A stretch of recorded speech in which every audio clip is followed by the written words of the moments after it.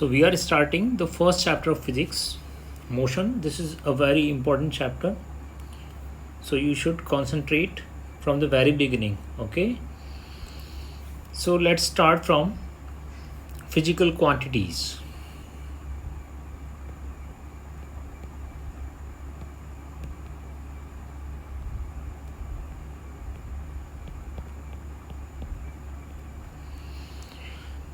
तो जो हम फिजिक्स में जिन क्वांटिटीज़ के बारे में पढ़ते हैं, जैसे कि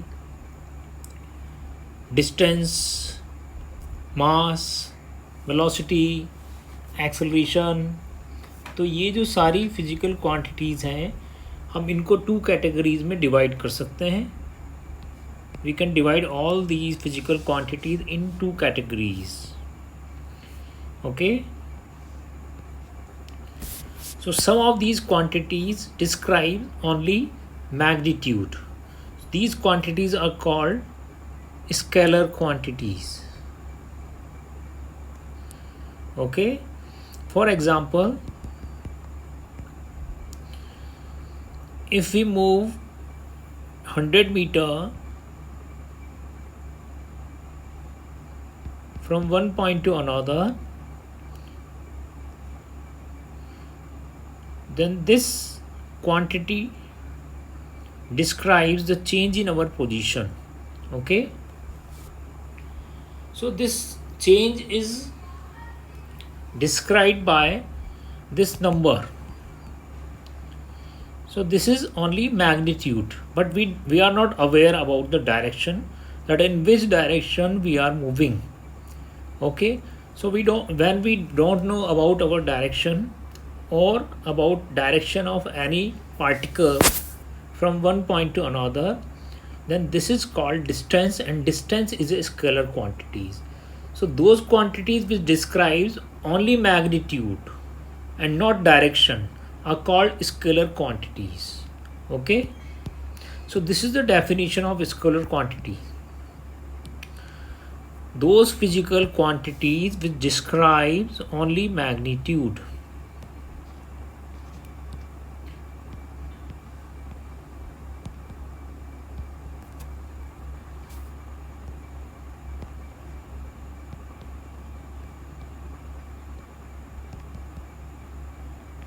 Describes only magnitude. ठीक है. Other quantities are called vector quantities. These quantities describes magnitude with direction.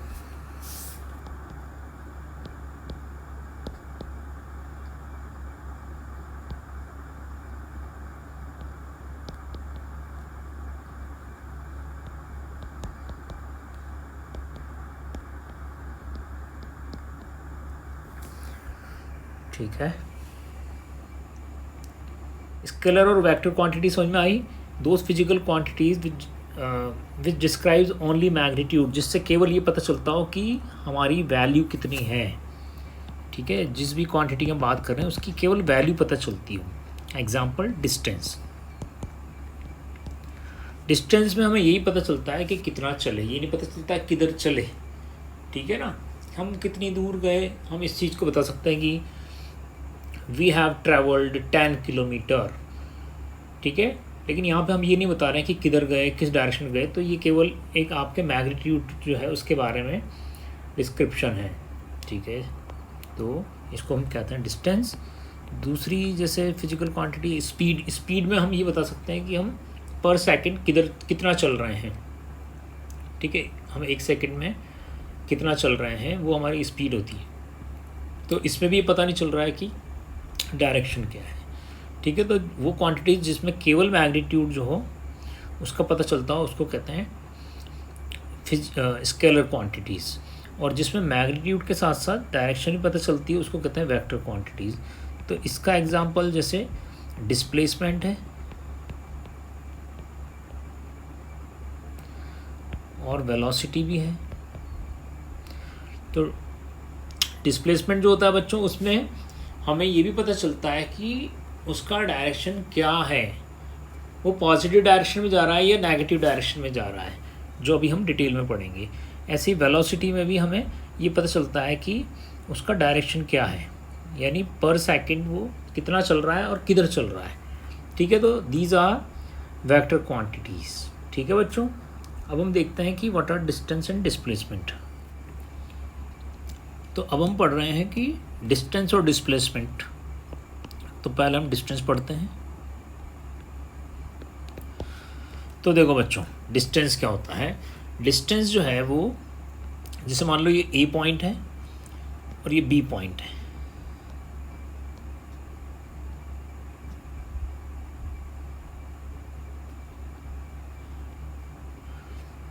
ये है, ये इसका रास्ता है जाने का। ये किसी के घर जा रहे हैं तो हम ऐसे कई बार मुड़ना पड़ता है ना, और फाइनली हम यहाँ पे पहुँच गए हैं ए से बी तक, ठीक है। तो ये जो हमने, मान लो ये 1 यूनिट था, इधर भी 1 यूनिट, फिर इधर 1 यूनिट, इधर 2 यूनिट, फिर इधर 2 यूनिट, फिर इधर 3 यूनिट, फिर इधर 3 यूनिट और इधर 2 यूनिट। तो इस तरह से हमें ए से बी तक ट्रैवल करने के लिए टोटल जो लेंथ हमने कवर की है, ठीक है, वो है 1 + 1 + 1 + 2 + 2 + 3 + 3 + 2। तो 1 + 1 2 + 1 3 + 2 5 2 7 3 10 + 3 13 + 2 15 यूनिट हमने डिस्टेंस ट्रैवल की है बच्चों। यानी ए से बी तक की जो टोटल लेंथ है इस पाथ की, दैट इज़ 15 यूनिट। तो इसी को हम कहते हैं distance.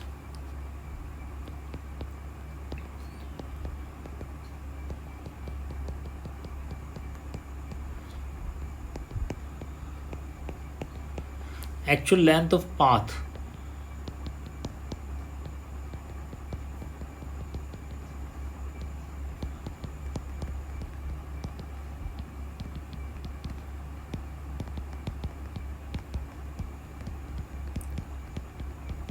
between initial and final position is called distance। यानी A से जो हमारा इनिशियल पॉइंट था A, उससे फाइनल पॉइंट B तक पहुंचने के लिए जो हमने पाथ लिया, उस टोटल जो पाथ है उसकी जो लेंथ है, ठीक है ना, दैट इज़ कॉल्ड डिस्टेंस, ठीक है बच्चों। The actual length of the path between initial and final position between A and B, ठीक है। तो इसकी जो यूनिट होती है SI unit, metre,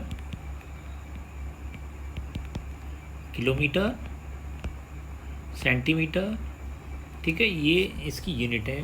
but mostly we use metres, okay. यहाँ पे अलग अलग सिस्टम होते हैं, जैसे CG सिस्टम होता है तो उसमें हम सेंटीमीटर यूज़ करते हैं, MKS में मीटर यूज़ करते हैं, ठीक है। तो this is the definition of distance. अब हम देखते हैं कि व्हाट इज़ डिस्प्लेसमेंट।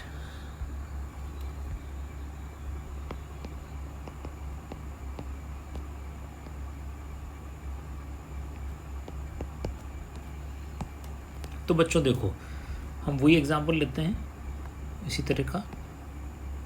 ए से हम गए B,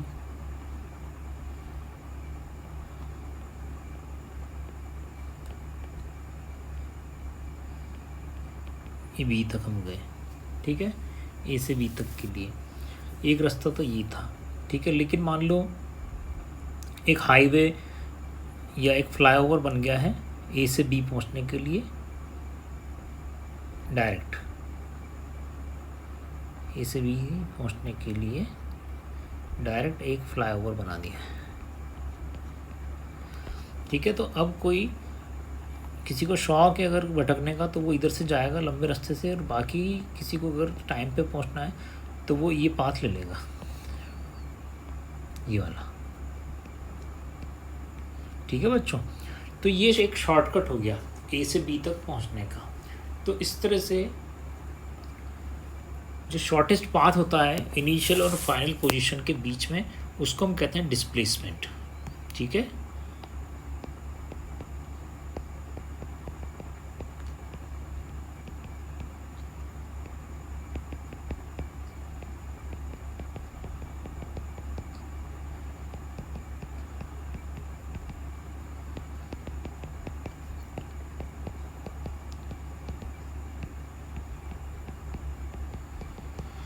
shortest path between initial and final position is called displacement, ठीक है बच्चों। तो इसकी यूनिट भी होती है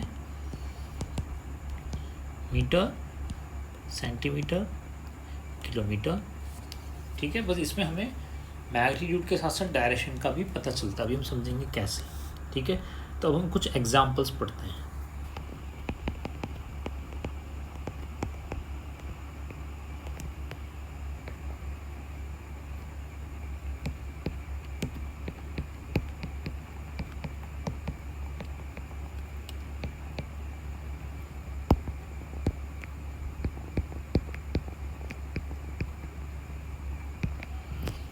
ठीक है, तो डिस्टेंस और डिस्प्लेसमेंट के हम एग्जांपल देखते हैं। तो देखो बच्चों, सबसे पहले फर्स्ट एग्जांपल,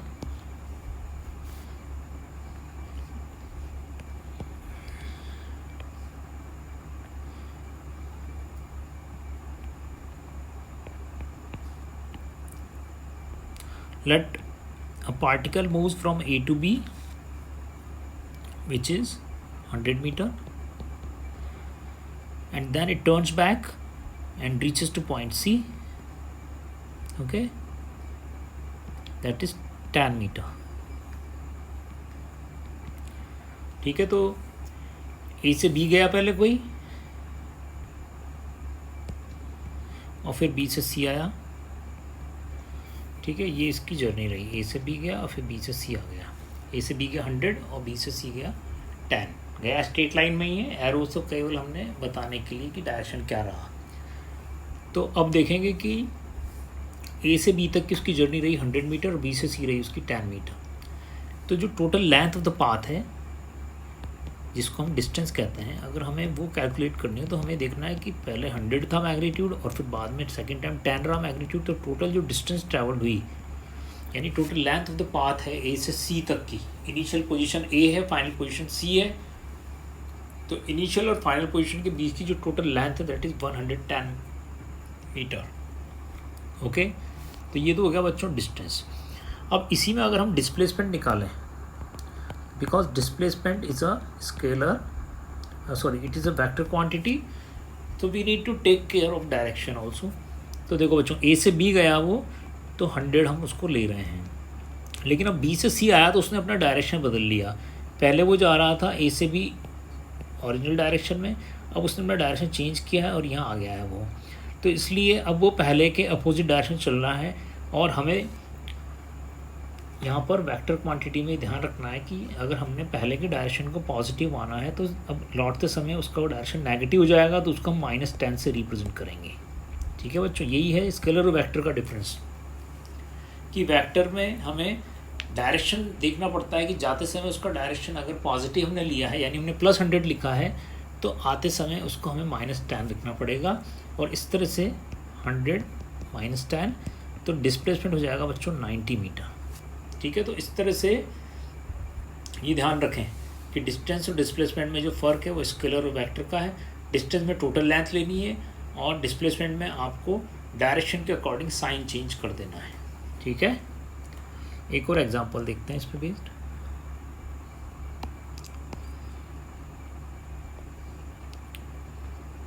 एक पार्टिकल ए से बी गया 3 मीटर, फिर बी से सी गया 4 मीटर। ठीक है बच्चों, तो उसने जो डिस्टेंस ट्रैवल की वो total length of the path है, पहले ए से बी और फिर बी से सी। तो ए से बी का मैग्नीट्यूड 3 था और बी से सी का 4 था, तो इसका मतलब उसने 7 मीटर टोटल डिस्टेंस ट्रैवल की। ये उस ए से सी तक के पहुंचने की total length of the path है। Okay, if we need to find displacement between A and C, तो बच्चों वो है शॉर्टेस्ट डिस्टेंस। तो ए से सी जाने के लिए जो शॉर्टकट है वो ये है, ए से सी का ये शॉर्टकट है। ठीक है, तो ये जो शॉर्टकट है, क्योंकि ए से बी गया वो, ए से बी वो गया ईस्ट की तरफ और बी से सी वो गया नॉर्थ की तरफ। ठीक है, तो ईस्ट और नॉर्थ के बीच में होता है बच्चों राइट एंगल। ठीक है, तो ये राइट एंगल पर वो मूव कर गया। तो इसका मतलब ये जो ए से सी का जो है डायरेक्शन, ये अलोंग द हाइपोटेनियस है, क्योंकि it's a right triangle. Right triangle में जो राइट एंगल के सामने वाली साइड होती है उसको हम कहते हैं हाइपोटेनियस। तो इसका मतलब ये जो ए सी है डिस्प्लेसमेंट वो हाइपोटेनियस है, ठीक है बच्चों। और हाइपोटेनियस जो है उसको हम पाइथागोरस थ्योरम से निकाल सकते हैं। उसका फॉर्मूला होता है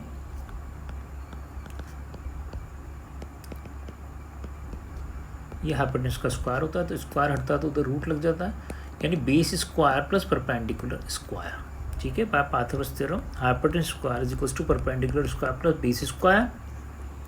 तो ए सी हो गया root A B square plus B C square. तो इसलिए हमने यहाँ पर 3 स्क्वायर प्लस 4 स्क्वायर का रूट निकाला। तो 3 स्क्वायर होता है बच्चों 9 और 4 स्क्वायर होता है 16।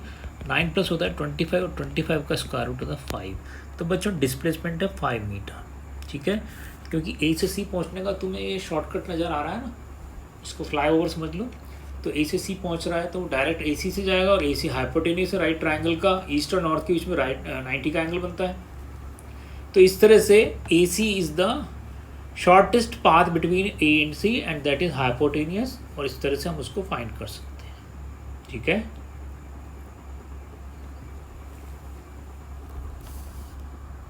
अब देखो आगे, तो डिस्टेंस हो गया बच्चों 7 और डिस्प्लेसमेंट हो गया 5, ठीक है। तो एक एग्जांपल और देखो,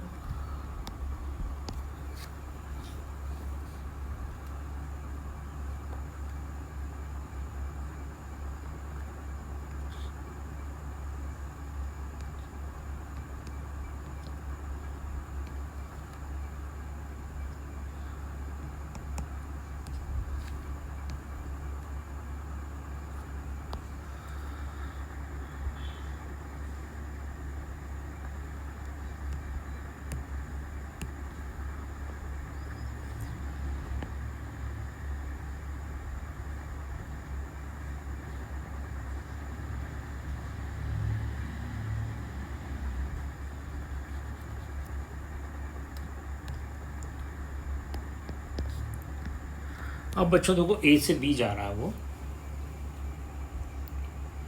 मान लेते हैं A B is the diameter of this semi circle which is 14 metre, ठीक है। लेकिन ए से बी कोई जा रहा है इस रास्ते से, ये ए से आ गया बी, ठीक है। Along the semi circular path a particle moves along a semi circular path of diameter 14, so total length between A and B is distance,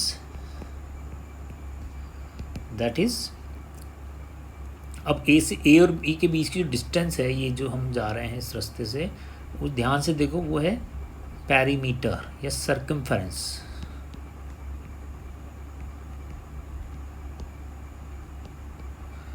circumference of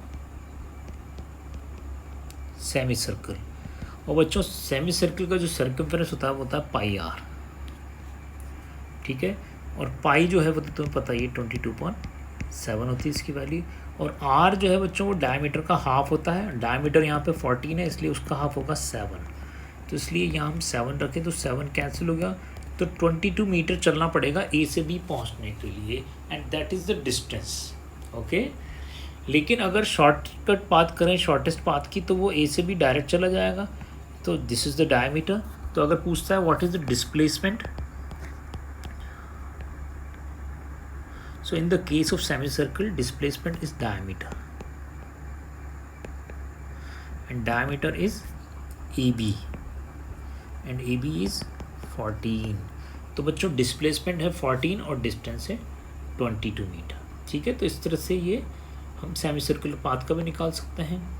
ये ट्रायंगुलर में है और ये स्ट्रेट लाइन में है। अगर बच्चों कभी ए से बी गया और मुड़ा नहीं, बी पर ही रह गया, तो जो डिस्टेंस है वो 100 है और डिस्प्लेसमेंट भी 100 ही होगा, क्योंकि वो मुड़ा ही नहीं है। तो जो शॉर्टेस्ट पाथ है वही लॉन्गेस्ट पाथ भी है। There is no other way to reach from A to B. तो that's why in such a case distance and displacement both will be equal, okay. तो ये आप ध्यान रखें। तो इस तरह से हमने 3 एग्जाम्पल से ही समझा कि what is distance and displacement. एक और एग्जाम्पल हम देखते हैं।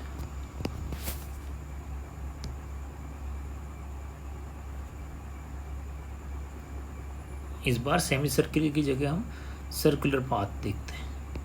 ए से बी गया और फिर वापस ए आ गया, यानी पहले तो सेमी सर्किल था ना, इस बार पूरा पाथ ट्रैवल किया उसने, ये ए से बी आ गया। और डायमीटर वही है बच्चों जो पहले था, 14 मीटर। ठीक है, तो यहाँ पे हमें बताना है कि ए से चल के कोई बंदा वापस ए पर पहुँच जाएगा तो डिस्टेंस कितना होगा, डिस्प्लेसमेंट कितना होगा। तो बच्चों ए से चल के ए पर जब वो पहुँचा तो उसने सर्किल की सर्कमफेरेंस ट्रैवल कर ली, तो डिस्टेंस होगा सर्किल की सर्कमफेरेंस के इक्वल।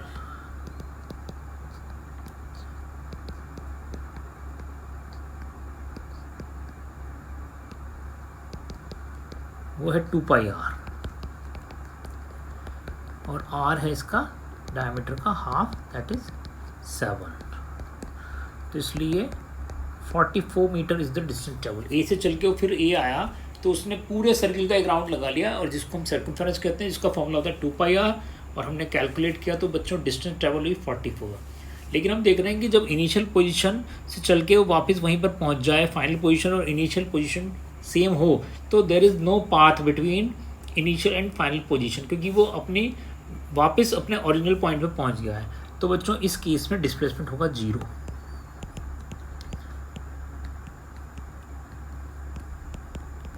ध्यान रखना, ए से चल के फिर आ गया है तो अब शॉर्टकट ही नहीं है, तो इसलिए डिस्प्लेसमेंट है 0। ठीक है, अगर हम स्ट्रेट लाइन वाला जो हमने केस लिया था, मान लो ए से भी गया कोई बंदा 100 मीटर मॉर्निंग वॉक के लिए, फिर मुड़ा और वापस घर आ गया, फिर 100 मीटर। तो इस केस में अगर डिस्टेंस पूछता है तो 200 मीटर चल के आया वो। ठीक है, 100 + 100। अगर पूछता है व्हाट इज डिस्टेंस, तो हम लिखेंगे 100 + 100, सो 200 इज द डिस्टेंस। लेकिन अगर पूछता है डिस्प्लेसमेंट, तो देखो 100 गया और फिर 100 आया, लेकिन आते समय डायरेक्शन बदल गया उसका, तो इस बदले हुए डायरेक्शन को हम अपोजिट साइन से रिप्रेजेंट करेंगे, और प्लस माइनस हो गया, -100 - 100 हो गया बच्चों 0। इसका मतलब डिस्टेंस 200 है और डिस्प्लेसमेंट 0 है। तो जब भी इनिशियल और फाइनल पोजीशन सेम हो, जहाँ से बंदा चला है वो वहीं पर पहुँच जाए, भले वो स्ट्रेट लाइन हो या सर्किल हो, जहाँ से चला है वो वहीं पहुँच जाए, तो डिस्प्लेसमेंट हमेशा क्या होगा, 0। ठीक है।